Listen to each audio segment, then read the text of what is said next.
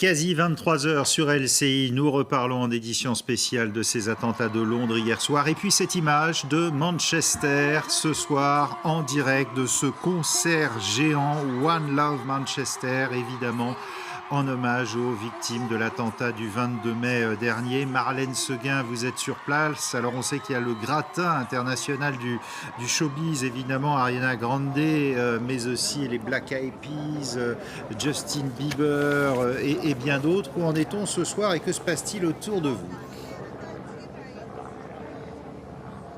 Alors oui, ces célébrités ont rassemblé 50 000 spectateurs ici dans ce stade de cricket réquisitionné pour l'événement. Et par rapport à ce que Esther Lefebvre disait tout à l'heure sur les Britanniques qui n'ont pas forcément l'habitude de voir des policiers armés, vous voyez juste derrière nous des policiers effectivement lourdement armés, casqués, qui surveillent cette sortie de concert puisque depuis tout à l'heure, les spectateurs commencent à sortir peu à peu de l'enceinte de ce stade de cricket. De l'autre côté, il y a les policiers qui se sont placés sur tous les abords du stade, un policier tous les 5 mètres environ, comme avant le concert, de manière aussi à rassurer ces personnes qui sont venues ce soir. Beaucoup d'entre elles étaient déjà présentes pour le premier concert il y a 2 semaines, le 22 mai dernier, nous confiaient à leur sortie leur soulagement que ce concert-là se soit bien passé. Beaucoup de mères avec leurs filles qui nous confiaient que c'était très important pour elles de revenir ce soir et qui étaient heureuses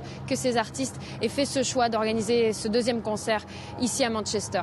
Merci beaucoup Marlène. Évidemment, vous restez avec nous et on vous rejoint dès que le concert se termine. Autour de ce plateau, Jean Bevalet, consultant enseignant sur les risques sécuritaires, Driss Ait Youssef, président de l'Institut Léonard de Vinci et spécialiste de la sécurité globale, et puis Valérie Nataf et Frédéric Delpech des services politiques de TF1 et d'LCI. On l'a vu sur l'image, des policiers lourdement armés. Ça veut dire que là aussi, la tactique policière britannique est en train de changer, terminer les hommes non armés. Alors, terminer les hommes non armés, depuis 2005, les Britanniques ont pris un certain nombre de mesures dans ce domaine.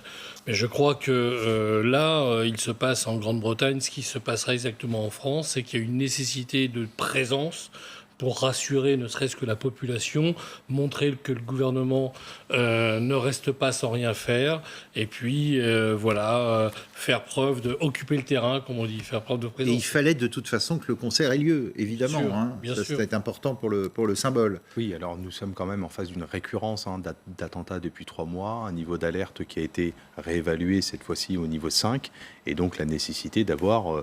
en relation avec le rehaussement du niveau d'alerte sur la voie publique des hommes armés. On est également en face ou dans le prolongement d'un discours de Theresa May, un discours de fermeté. Et maintenant, on arrête.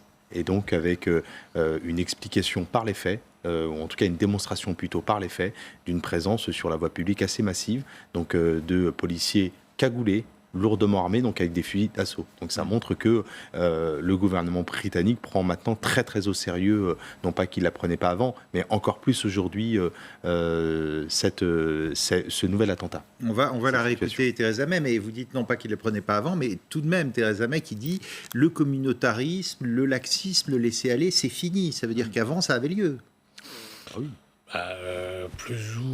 Plus ou moins, effectivement. Il y avait une forme de tolérance, une acceptation parce que dans les gènes britanniques, je crois que c'est une réflexion un peu anglo-saxonne de fonctionner dans cette démarche.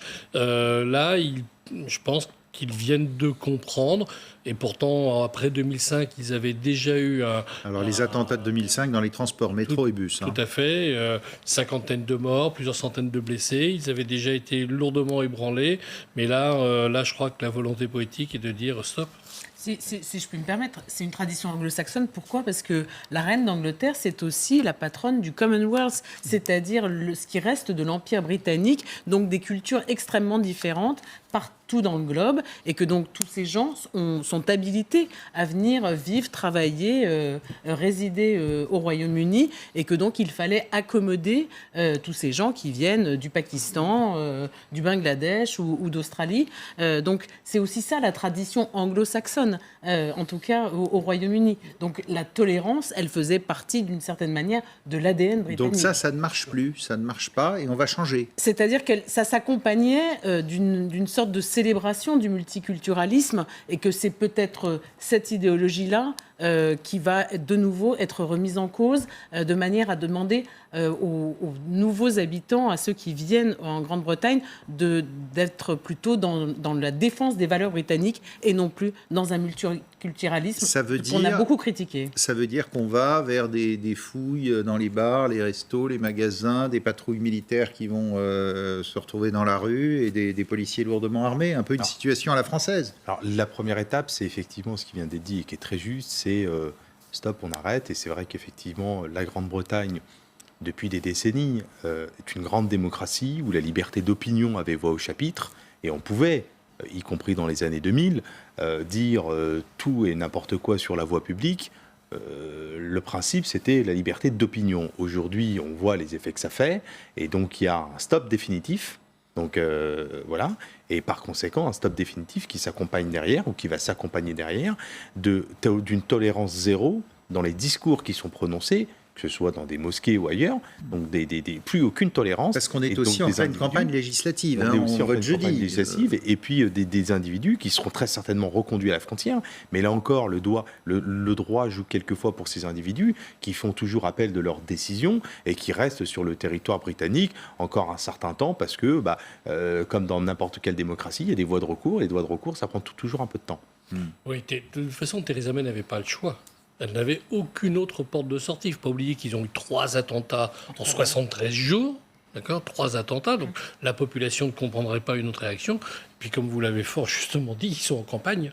D'accord, et qu'il faut qu'elle montre une certaine fermeté pour plaire à son électorat.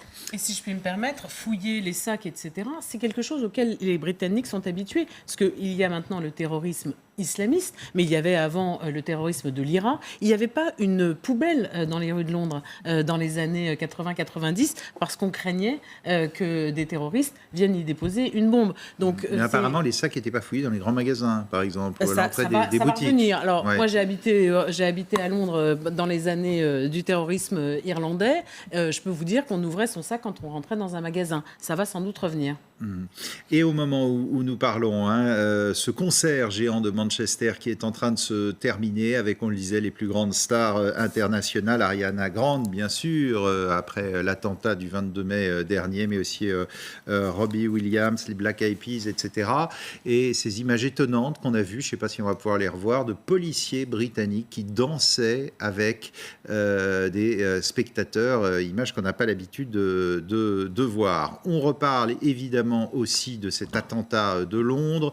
Hier soir, il était un peu après 22h. Regardez-les, ces policiers britanniques qui dansent avec les spectateurs ce soir à Manchester et qui font la fête eux aussi, malgré l'horreur, malgré cet attentat tragique d'hier soir.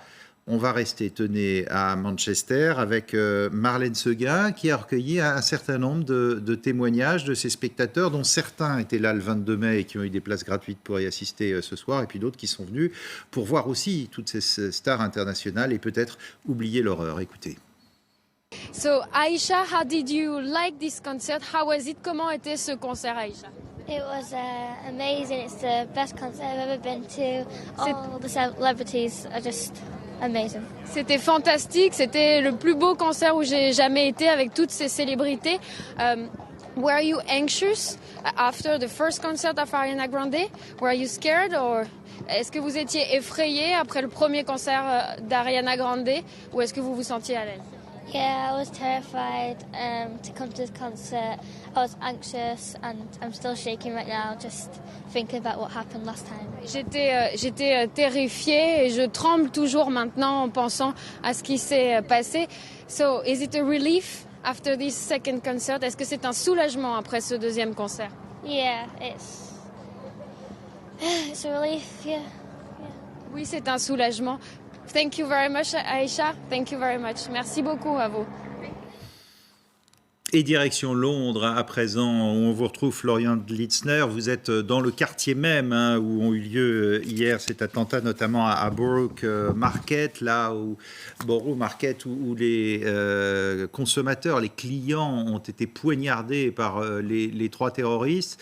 Question, est-ce que les habitants du secteur ont pu regagner leur quartier, leur maison, ou toujours pas? Tout est toujours bouclé. Pour combien de temps?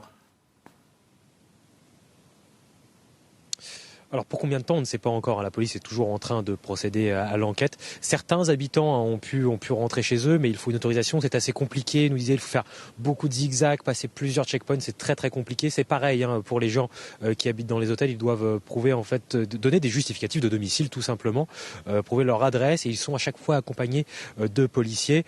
Vous voyez, le secteur derrière moi est complètement bouclé. Regardez, j'aimerais vous montrer le pont de London Bridge. Vous voyez, il s'est éclairé tout à l'heure comme tous les soirs, mais ce soir il est quelque chose de très différent. Le temps est figé là-bas. Vous voyez ces deux bus qui sont encore garés, qui ont été arrêtés là hier soir. La police est progressivement en train de les déplacer, toutes les voitures. Il y a quelques policiers encore sur le pont. Et si on recule, eh bien vous voyez ce café qui normalement ce soir aurait dû être ouvert. Demain c'est férié aussi en Angleterre. Il y aurait dû y avoir du monde ici. Vous le savez, on l'a dit plusieurs fois, un quartier où les gens sortent. Donc là, il y a donc cette ligne policière. Les policiers sont là-bas un peu plus loin et empêchent le passage de toutes les personnes qui ne sont pas du secteur. Vous voyez, quelques Londoniens sont aussi venus déposer des fleurs ici pour les victimes. Donc le quartier est toujours bouclé, la police mène toujours l'enquête. La police scientifique va probablement travailler toute la nuit ici, puisque c'est tout un quartier qui a besoin d'être passé au peigne fin. Un policier me disait, chaque immeuble, chaque rue, même jusqu'à moindre buisson, doit être vérifié par les hommes de la police scientifique. Il y a donc plusieurs centaines de mètres carrés à vérifier comme ça. Ça va prendre du temps, et les policiers me disaient que ce quartier du Borough Market ne serait probablement pas rouvert avant demain dans la journée. Merci beaucoup Florian. Vous le disiez, le London Bridge allumé à nouveau. Et puis regardez cette autre image symbolique à Berlin ce soir, où la fameuse porte de Brandebourg était éclairée, on ne le voit pas beaucoup, aux couleurs de l'Union Jack, évidemment, en hommage aux victimes.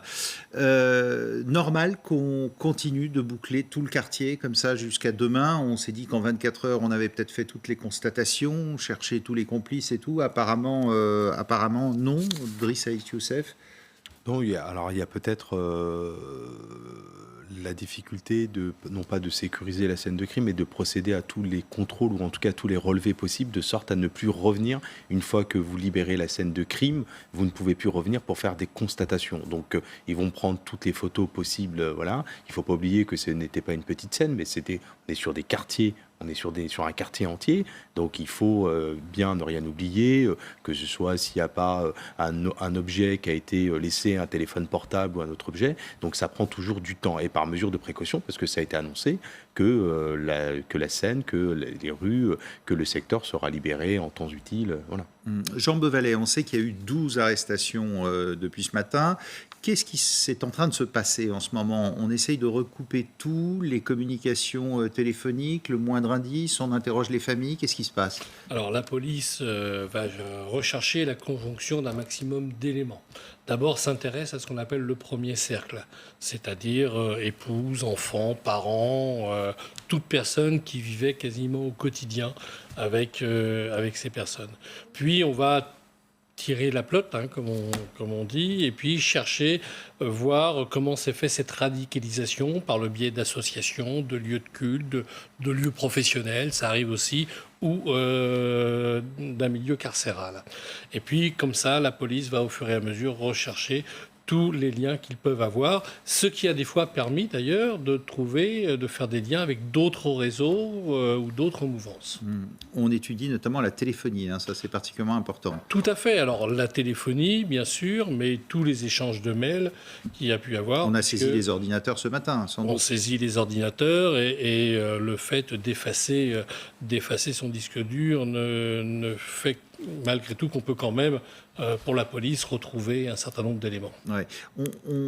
La police britannique connaît les identités depuis dès hier, hein, apparemment, les a eues très vite. On imagine que ça aussi, ça a déjà été fourni aux autres services européens ou américains.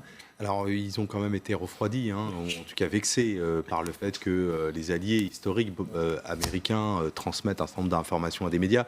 Donc, je pense que là, ils se sont peut-être gardés de diffuser tout de suite Peut-être rappeler, pardon, que c'est en fait les services secrets américains. Enfin, il y a eu des fuites dans les journaux, dans la presse américaine, par les services de Donald Trump. On avait vu notamment l'image de ce qui restait de la bombe, hein, du terroriste aussi. Et donc, ça a fortement déplu à juste raison, parce que là, un peu la tradition en termes de gestion de crise de la police britannique, c'est évidemment de ne absolument rien communiquer. Où nous, par exemple, un modèle français, on a quand même un certain nombre de contacts et on va disposer d'informations assez rapidement sur... On va avoir l'identité des 3 terroristes, sans doute. On les aura, mais peut-être pas forcément tout de suite. Donc, il ne faut pas oublier qu'entre le premier coup de fil et la neutralisation de ces 3 assaillants, c'est 8 minutes. On peut considérer qu'au bout de la 10e minute, on avait déjà l'identité, ou peut-être un quart d'heure après, l'identité de ces 3 individus. Et là, le travail d'investigation a commencé immédiatement après. Où nous, sur les plateaux télé, on est en train de se dire, mais les véhicules vont dans tous les sens, on a l'impression que c'est une désorganisation. Non, ce n'était pas une désorganisation. Il y avait effectivement, ils ont été neutralisés assez rapidement, et puis après, il y avait la nécessité de secourir ou de vérifier s'il n'y avait pas des complices potentiels ailleurs. Alors, retour à Manchester, Marlène Seguin. Apparemment, ce grand concert vient de se terminer à l'instant. Oui, à l'instant, il vient de s'achever. Vous voyez ces flots de spectateurs qui se déversent maintenant dans les rues adjacentes à ce stade de Manchester. Un public réjoui, avec le sourire, un public soulagé aussi. Ils nous confiaient tout à l'heure, ces spectateurs, bien leur soulagement à ce que ce spectacle se soit bien passé. C'est une foule juvénile, hein, beaucoup d'enfants, beaucoup de mères accompagnant leurs filles notamment, qui nous expliquaient bien que ce retour est un peu comme une catharsis après le premier concert du 22 mai dernier. Elles avaient besoin de revenir et que ça se passe bien pour leurs enfants qui nous ont elles aussi confié un grand soulagement ici à Manchester. Tout se passe bien et évidemment un concert sous très très haute sécurité avec les plus grandes stars du moment. Regardez également cette image, je ne sais pas si on va pouvoir la voir, de cette camionnette blanche qui a fauché hier à 80 km/h sur le London Bridge le maximum de victimes, hein, qui est en train dans l'après-midi, en fin de journée plutôt, d'être évacuée. Évidemment, là aussi, on va la passer au scanner. La moindre trace ADN, les moindres restes, tout ça va être étudié de très près. Très certainement une deuxième fois, parce que ce véhicule a probablement été vraiment passé au peigne fin une première fois, et peut-être pour des analyses complémentaires dans un lieu un peu plus fermé, un peu plus clos, à l'abri soit des regards indiscrets ou voilà. Oui, son parcours. Tout dépend le type de véhicule, mais il y a peut-être un ordinateur de bord, en tout cas au niveau du moteur, et donc ils vont chercher à définir où est-ce qu'il a été pris, quel parcours il a fait. Et là aussi, par le biais de recoupement entre le véhicule et le premier cercle qu'on évoquait tout à l'heure, eh bien, voir si des personnes étaient au courant de l'attentat. Quelle spécificité pour vous qui êtes spécialiste de cet attentat? Alors, une camionnette qui fonce dans la foule, malheureusement, on a déjà vu ça, notamment à Nice, mais 3 hommes qui en sortent avec des couteaux, ça c'est déjà un peu plus nouveau, et puis avec de fausses ceintures d'explosifs. Tout ça, ça vous inspire quoi? Alors, il y a plusieurs choses dans ce que vous dites. D'abord, on va commencer par la fin, les fausses ceintures d'explosifs. Daesh, c'est un procédé dont ils ont déjà parlé, permettant déjà à des combattants un peu de s'identifier, parce qu'ils ont une ceinture d'explosifs, mais surtout d'être quasiment sûrs de mourir en martyr. Parce que pour eux, c'est le but. Parce que pour eux, c'est le but. Un policier qui verra un individu avec une ceinture d'explosifs fera tout pour le neutraliser le plus rapidement possible. Donc c'est un moyen de mourir en martyr assez facilement. Bon. Après, concernant votre autre question, les couteaux. Alors là, je crois qu'on vient de passer un autre cap. Alors effectivement, on a un véhicule qui devient une arme par destination. On a des couteaux que tout à chacun trouve dans sa cuisine. Mais l'attentat en tant que tel les gens ne se contentent pas d'écraser, avec toute l'horreur qu'il y a derrière ce mot, des individus sortent, pourchassent le mécréant, puisque c'est ça, il faut dire les choses comme elles sont, dans leur idéologie. On va réécouter pour d'ailleurs tuer un certains maximum. témoignages si vous les avez, mais continuez. Mais et effectivement, on vient, je crois, de basculer dans une nouvelle forme, encore une fois, là, d'attaque terroriste. Mais Valérie. si je puis me permettre, c'est un modus operandi qu'on a déjà vu, et je crois en Israël, puisque je crois que ce sont les Palestiniens Tout à fait. qui ont commencé à avoir des camionnettes, armes par destination, avec des assaillants qui poignardent ensuite, non ? Oui, complètement. Mais jusqu'à présent, si vous voulez, on avait soit des individus qui prenaient des véhicules qui s'attaquaient à des piétons, on l'a vu plusieurs fois, soit des gens qui poursuivaient. Mais là, il y a une conjonction, si vous voulez, d'attaques, le véhicule, puis la sortie, puis la poursuite, ce qui ne se pratiquait pas encore en Europe. Écoutez d'ailleurs ces témoignages à propos de ces attaques, on peut dire coordonnées, à la fois automobiles et les couteaux. Je dirais qu'ils étaient jeunes. C'étaient des hommes peut-être autour de 25 ans, peut-être un peu plus jeunes. Tous habillés en noir, ils avaient des sweats à capuche noire, des cheveux noirs. Je les ai vus de dos, je savais que ce n'étaient pas des policiers. Dès que les hommes sont entrés, on a tous fui, clients et salariés, vers l'arrière du restaurant. J'ai sauté un gros mur et je me suis caché dans la poubelle, dans un gros bac. J'ai dû rester là 30 à 35 minutes. Quand j'étais dans la poubelle, j'entendais tout. Le fusil, les tirs, les cris, les pleurs, les gens, mais je n'ai rien vu. Vous parlez d'armes à feu, mais vous les avez vues? Dans la rue, la personne tirait. Je ne sais pas qui, mais il tirait. J'ai bien entendu qu'il y avait des tirs.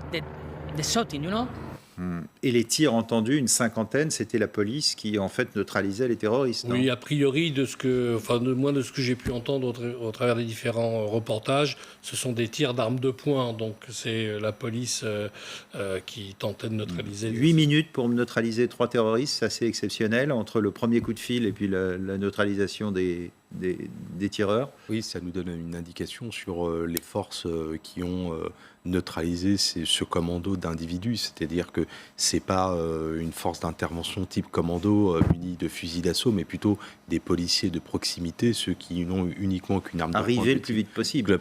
Qui étaient probablement dans les lieux, dans l'entourage proche, et qui se sont effectivement, avec des indications qu'on a pu leur transmettre, se rendre immédiatement au lieu où se trouvaient ces 3 assaillants pour les neutraliser, une fois, comme le dit très justement Jean, qui se sont aperçus qu'il y avait pour eux de vraies ceintures d'explosifs, en se disant qu'effectivement il n'y avait pas d'autre choix que de les abattre pour les neutraliser définitivement. Et le bilan ce soir, il reste de 7 morts, 21 blessés, mais la nouveauté, c'est qu'un Français figure parmi ces victimes, un jeune Français de moins de 30 ans. Par ailleurs, 4 autres Français sont dans un état grave. Écoutez, le ministre des Affaires étrangères, Jean-Yves Le Drian, qui l'a annoncé en début de soirée. Des terroristes d'une incroyable lâcheté se sont pris à la foule innocente d'un samedi soir, faisant des dizaines de victimes, parmi lesquelles plusieurs de mes compatriotes. Permet d'ailleurs à cet instant de faire le bilan connu à ce moment de cet attentat. 7 morts et 48 blessés, bilan global, dont 21 en urgence absolue.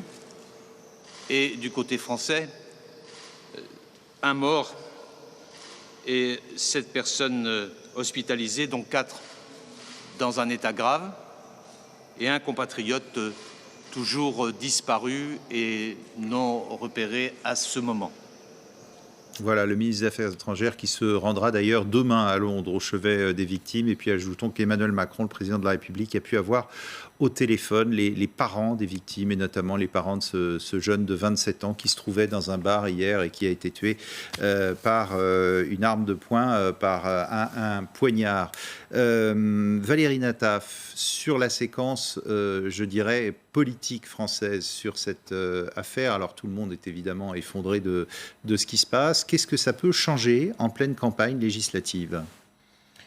Je crois que autant l'attentat qui avait eu lieu sur les Champs-Élysées peu de temps avant le premier tour de la présidentielle avait pu bouger un peu à la marge quelques voix.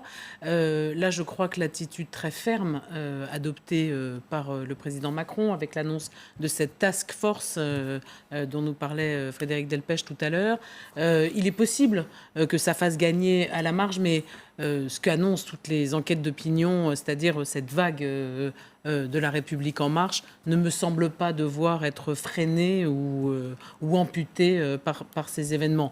Quant au président de la République, il va tenir de nouveau un conseil de défense mercredi. On a eu son agenda il y a quelque temps. À noter que peut-être il se passera mercredi ce qui s'est passé mercredi dernier. C'est-à-dire que ce conseil de défense a lieu dans le bunker de l'Élysée, c'est-à-dire dans la salle Jupiter. Une manière de scénariser un peu ce président jupitérien, excusez-moi du mauvais jeu de mots. Mais voilà, il va falloir évidemment revoir les procédures. On arrive à l'été, les festivals de musique, les festivals culturels, un certain nombre d'événements sportifs. Sans doute y a-t-il des mesures à prendre, là je parle sous votre contrôle, messieurs, pour que ces événements soient sécurisés. Le président qui a eu également Theresa May ce matin et qui a promis davantage d'échanges. Et il y a un Conseil européen antiterroriste. Juste après le second tour des législatives. Alors, Marine Le Pen a quand même demandé une sorte de Yalta antiterroriste, Frédéric Delpech. Oui, alors ça fait partie des réactions politiques de la journée qui sont un peu, un peu discordantes par rapport à, globalement, on a plutôt vu des condoléances, le soutien affiché au peuple britannique. Ça, c'était l'ensemble des responsables politiques français. La maire de Paris, Anne Hidalgo, qui a souhaité éteindre la Tour Eiffel ce soir en signe en quelque sorte de solidarité avec les Londoniens. Et puis il y a eu deux déclarations effectivement, dont celle de Marine Le Pen qui sont sorties un peu de ce consensus. Marine Le Pen qui souhaite qu'on aille un peu plus loin, davantage, dit-elle. Jusqu'à présent, en gros, ça n'a pas été suffisamment abordé, cette question de la lutte contre l'islamisme radical. Et donc elle suggère, elle même propose à Emmanuel Macron de prendre la tête d'un Yalta contre-terrorisme radical au niveau européen, en incluant la Russie, elle a précisé. Restez avec nous, on se retrouve dans un instant juste après la pub et on se quitte sur cette image de ce concert de Manchester et on va écouter pour se quitter Ariana Grande. Je veux vous dire un immense merci d'être tous ici, unis. Je vous aime tellement. Et je pense que cet amour et cette unité que vous montrez, c'est le remède dont le monde a besoin en ce moment. Donc, je veux vous remercier de tout ça, d'être venu ici ce soir. Je vous aime tellement.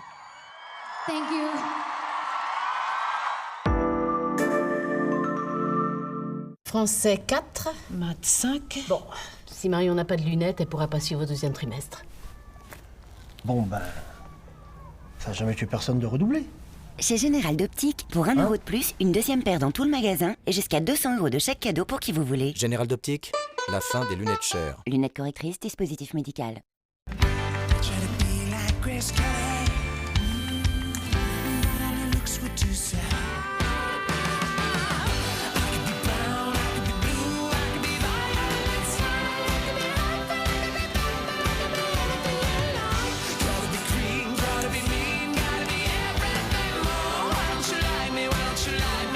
Découvrez la Peugeot 108 Collection et profitez d'une reprise Argus plus 2000 € sur toute la gamme 108.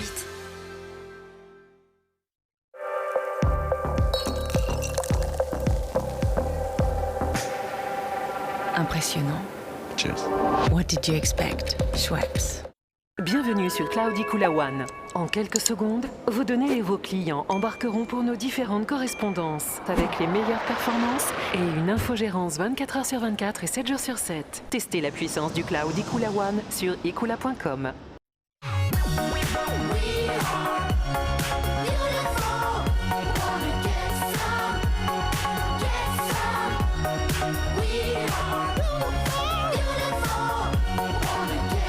Campanile. Réservez bien plus que nuit. Programmez vos soirées sur campanile.com. La performance, vous la ressentez à chaque instant. Quelle que soit la route, quelles que soient les conditions. Découvrez notre premier SUV dédié à la performance. Jaguar F-Pace, à partir de 390 € par mois, entretien inclus.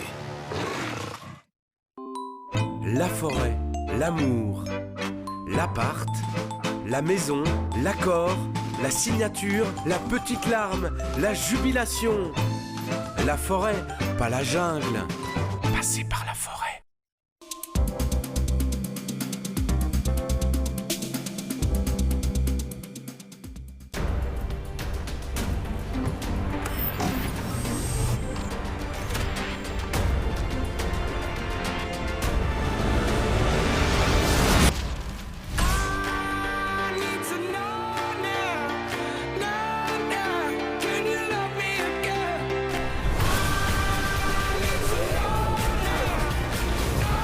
Nouveau SUV 7 places Peugeot 5008. Entrez dans une nouvelle dimension.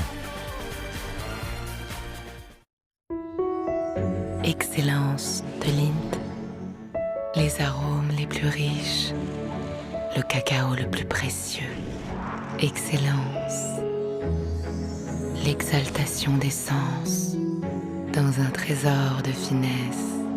Si fin, si intense.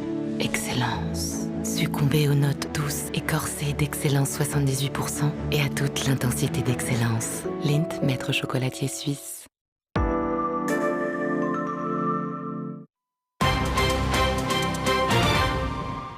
Et cette édition spéciale se poursuit sur les attentats de Londres hier soir. Et puis ce soir, ce concert hommage avec tout le showbiz des plus grands chanteurs anglo-saxons à Manchester. One Love Manchester avec Ariana Grande qui, vous le savez, le 22 mai dernier avait vu son concert être interrompu par cet attentat effroyable qui avait fait 22 morts. On va l'écouter un peu.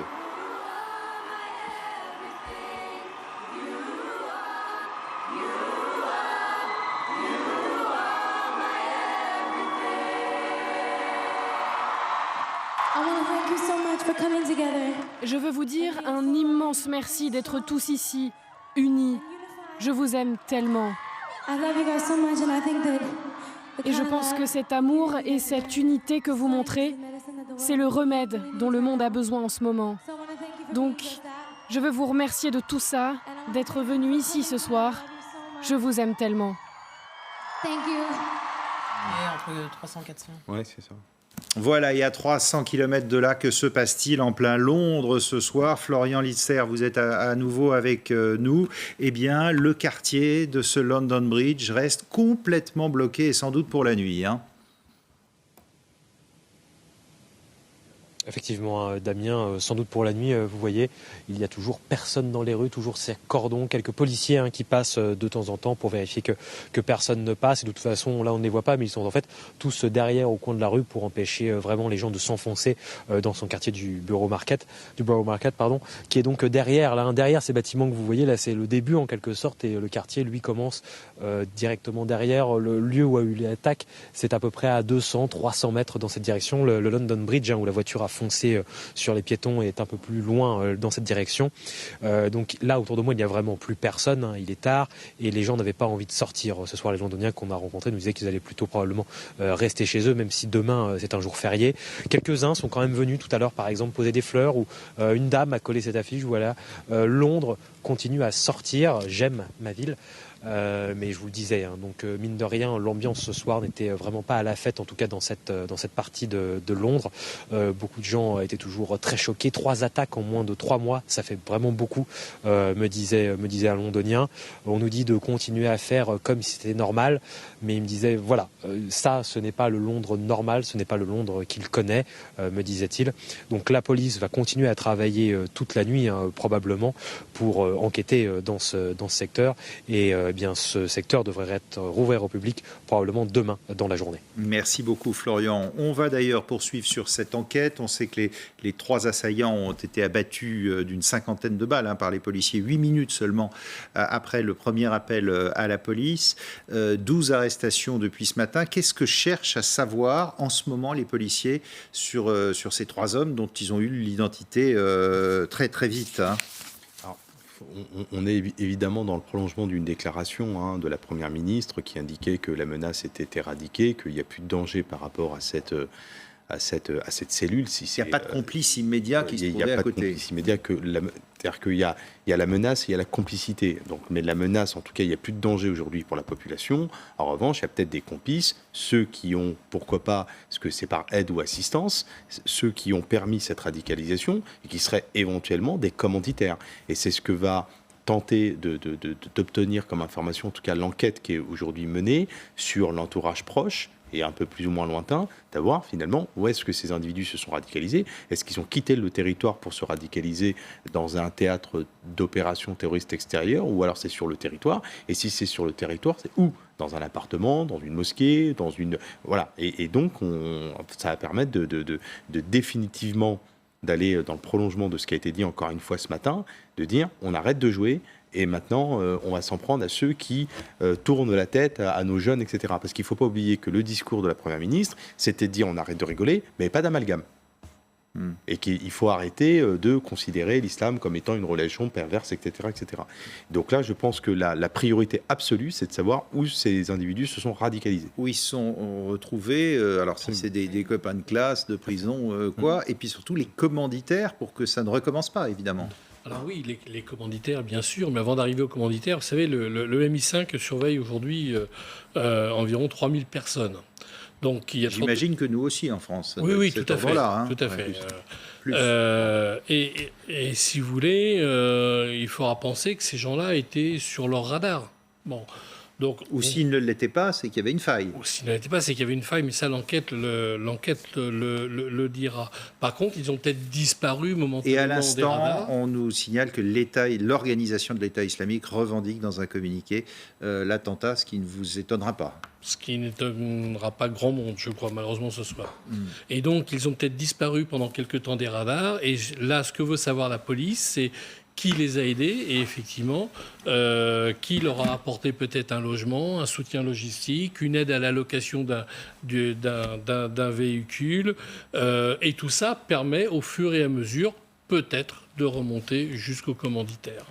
Le fait que l'État islamique ne revendique que maintenant, c'est-à-dire 24 heures après les faits, c'est normal? Il vérifie quoi entre les deux?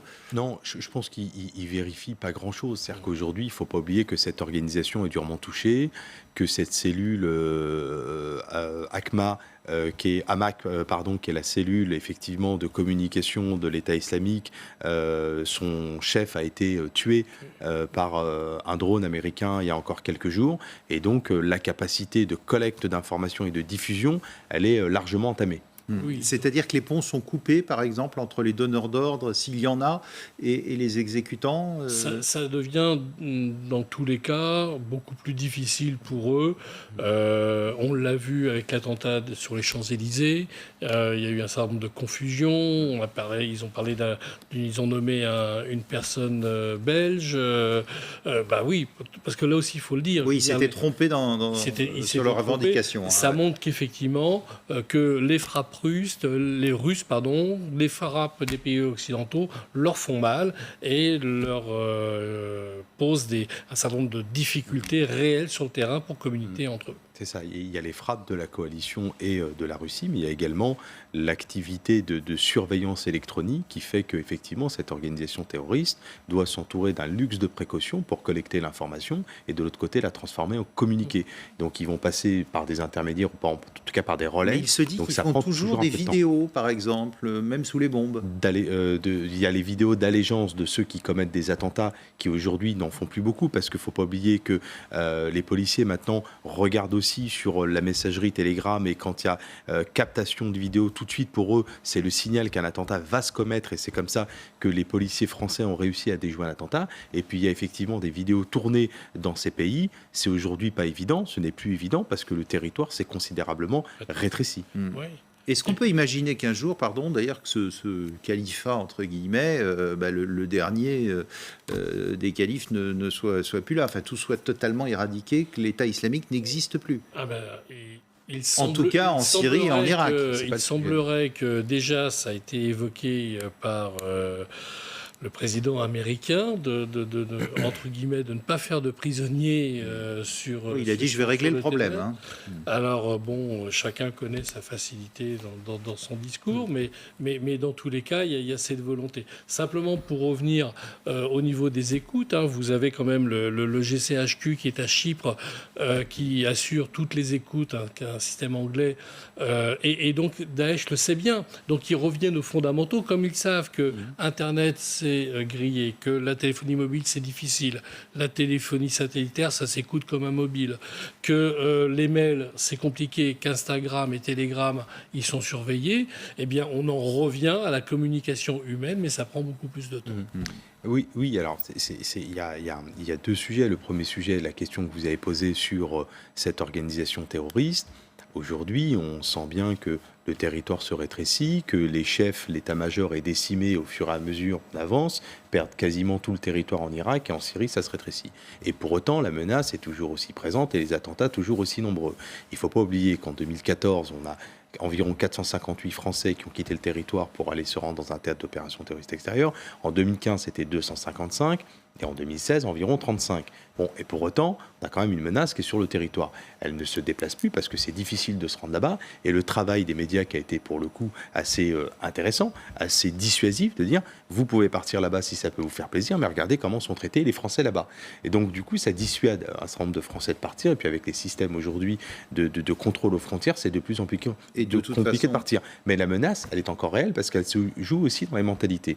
Elle se joue d'une part dans les mentalités, mais ce qui fait qu'aujourd'hui on a des attentats. Pourquoi on a des attentats là depuis quelque temps? Mais c'est tout simplement parce qu'on a des individus qui n'utilisent plus justement ces messageries, puisque ces terroristes apprennent de leurs échecs. On l'a vu, l'attentat de Manchester, il est d'une certaine manière ce que j'appelle moi, mais c'est mon analyse, en réaction à cet attentat raté au Stade de France. On a des terroristes qui ont tenté de pénétrer dans l'enceinte du Stade de France, qui ont été refoulés parce qu'ils refusaient de se soumettre à des palpations de sécurité, ont été se faire sauter un peu plus loin. Là, l'individu qui s'est fait sauter dans entre la arena et la gare, c'est un lieu qui n'était pas surveillé et pourtant c'est un lieu avec beaucoup de public. Donc ils apprennent de leurs échecs.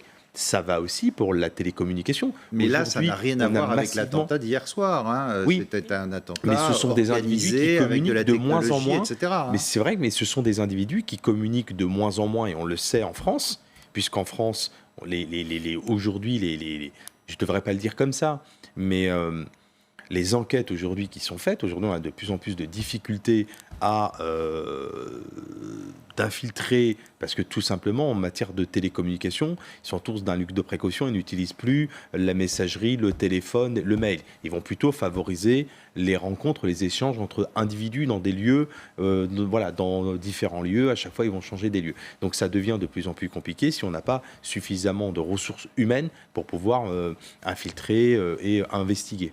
J'ai une question à vous poser. Est-ce que l'accélération qui semble être à l'œuvre en ce moment, c'est-à-dire, vous le disiez tout à l'heure, 3 attentats au Royaume-Uni en 73 jours, est-ce que c'est aussi une sorte de fuite en avant un peu désespérée parce que justement, sur le terrain, en Irak ou en Syrie, l'État islamique est en net repli? Alors oui, puisqu'avant c'était venez nous rejoindre, il y a aujourd'hui un combat pour Dieu que nous menons contre le régime de Bachar el-Assad. Ce n'est plus possible, maintenant c'est ne venez pas. Ne venez plus, commettez des attentats avec ce que vous trouverez, mais commettez le plus de victimes, faites le plus de victimes possible. Donc on sent bien que la stratégie a vachement évolué et que les informations, là, c'était le mois du Ramadan pour eux, cette organisation terroriste, le mois du Ramadan signifie le plus d'attentats possible. On est évidemment dans la conjonction, ou en tout cas au confluent de consignes et dans un contexte particulier.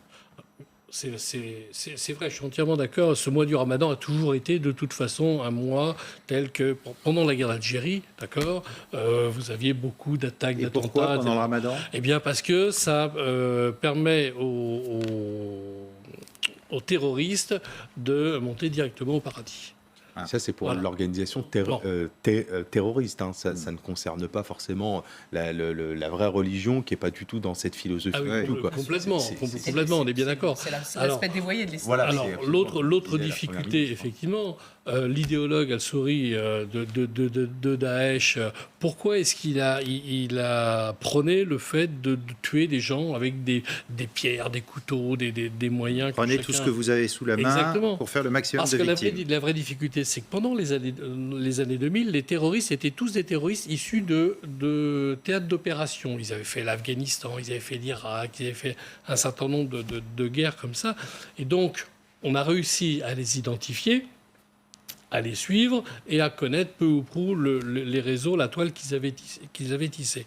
Aujourd'hui, on est face à des terroristes de plus en plus jeunes qui sont issus généralement du pays. En France, on a vu, les terroristes, c'est des Français. Là, on a en Grande-Bretagne des terroristes qui sont anglais. Alors, on le verra sur ces trois-là.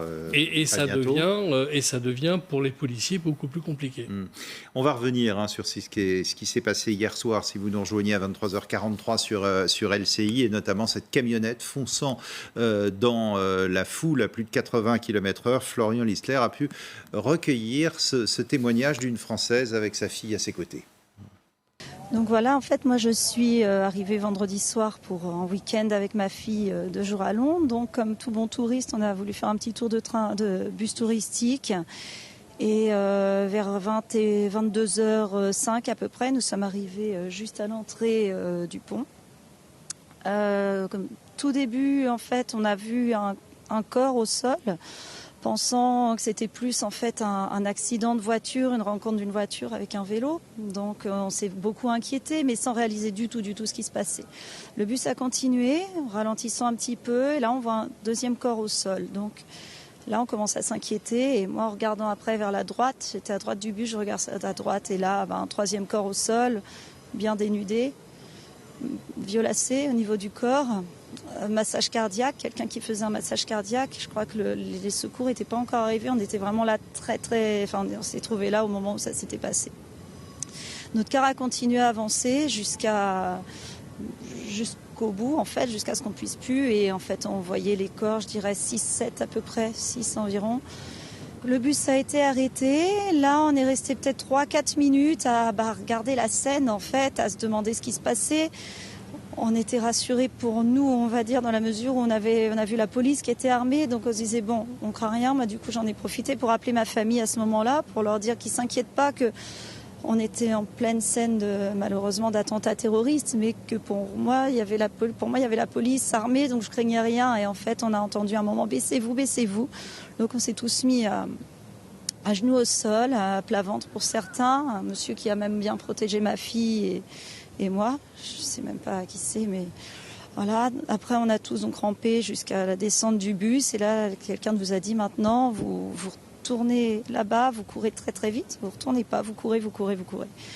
Donc, on s'est exécuté. Et après, on a franchi donc une barrière de police qui nous a demandé, en effet, si on avait vu le véhicule, qu'est-ce qu'on avait pu observer. Après, les badauds nous ont arrêtés pour savoir ce qui s'était passé, parce que personne ne savait, en fait. C'était vraiment le trouble et la panique. Et là, c'est les moments où on se demande si c'est les dernières minutes ou pas. On ne savait pas si ça continuait. Voilà donc pour ce témoignage exceptionnel. Rappelons que l'attentat d'hier a fait 7 morts et toujours 21 blessés graves. Parmi ces 7 morts, un Français, un jeune homme de 27 ans qui se trouvait dans un bar et qui a été tué à l'arme blanche. Emmanuel Macron a pu joindre ses parents dans l'après-midi. Le président de la République qui assiste en ce moment à la finale du top 14 au Stade de France entre Toulon et Clermont-Ferrand. Et regardez cette minute de silence en début du match. Le président de la République s'est entretenu par téléphone avec les parents du jeune homme décédé à Londres. Il n'y a pas eu de réaction de vive voix d'Emmanuel Macron, pas de communiqué. En revanche, il a posté une vidéo sur Twitter alors qu'il se trouvait au Stade de France. Il a voulu montrer qu'il était toujours sur le pont en matière de sécurité. On le voit visiter le PC sécurité du stade. La principale réaction, en fait, elle est venue du Premier ministre Édouard Philippe qui a posté ces quelques mots sur Twitter. L'assassinat de notre jeune compatriote à Londres est un drame pour nous tous. douce pensée sincère à sa famille et à ses proches.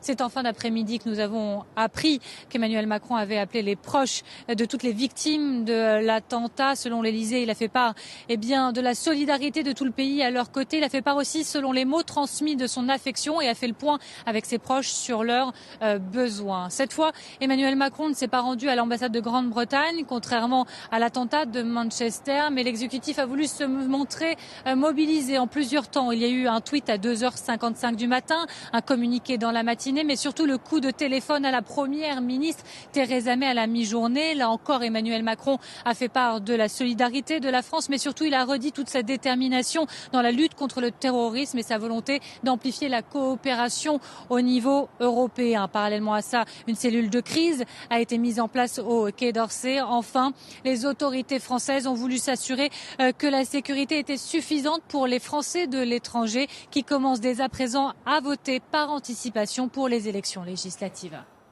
Amélie Carrouer, au Stade de France. Ajoutons que Jean-Yves Le Drian, le nouveau ministre des Affaires étrangères, se rendra à Londres demain et ira évidemment au chevet des victimes françaises.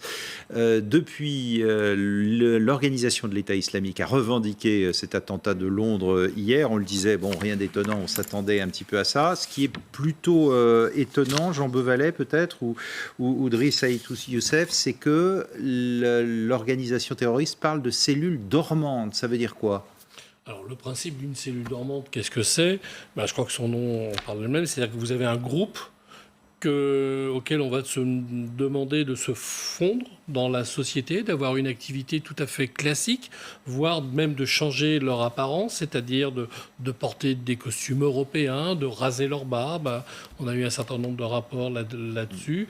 Et puis, un jour, sur un message, on leur demande de s'activer. C'est peut-être le cas de Salah Abdeslam, par exemple. On fait souvent cette comparaison où ils avaient un bar, ils vendaient de l'alcool, etc. Puis d'un coup, ils se déclenchent. Tout à fait. Et là, quand on leur demande de s'activer, soit ils s'activent de façon autonome, c'est-à-dire qu'on leur dit « Ok, allez-y, lancez une action, vous êtes libre », soit c'est une action largement préparée. Oui, c'est ça. C'est-à-dire que le principe de la cellule dormante, c'est qu'il y a quelquefois un objectif qui est prédéfini. Ça veut dire un jour de mourir en martyr ou de commettre un attentat.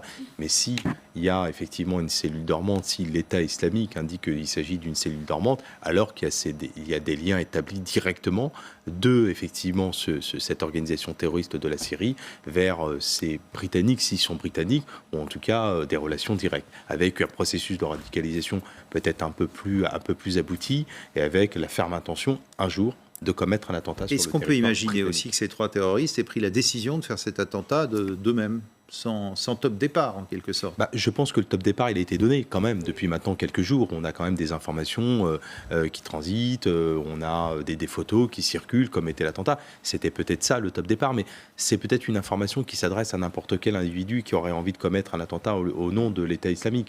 Là, il y a peut-être une relation directe, peut-être un message direct, une activation directe par un procédé direct. En tout cas, c'est l'enquête qui dira s'il y a une indication particulière. Mais que cherchent les policiers, notamment, ça c'est un point important, est-ce qu'effectivement c'était une cible prédéterminée ou bien est-ce qu'ils étaient en autonomie et ils ont tout d'un coup ils se disent on y va, c'est un samedi férié, il fait beau, il y a du monde, tout le monde regarde le match de la Ligue des Champions, on y va. Bon. Valérie, pourquoi est-ce que l'État islamique fait savoir ça? Une question de communication, là encore? C'est de la com', parce que Daesh a besoin de faire peur, Daesh a besoin d'exister, Daesh a besoin de montrer qu'elle a encore une toile à travers les pays occidentaux. Vous le disiez tout à l'heure, à très juste titre, Daesh a souffert par les attaques et ils ont besoin de montrer qu'ils ont encore un poids dans leur rôle d'activité terroriste. Ou c'est peut-être tout simplement pas vrai.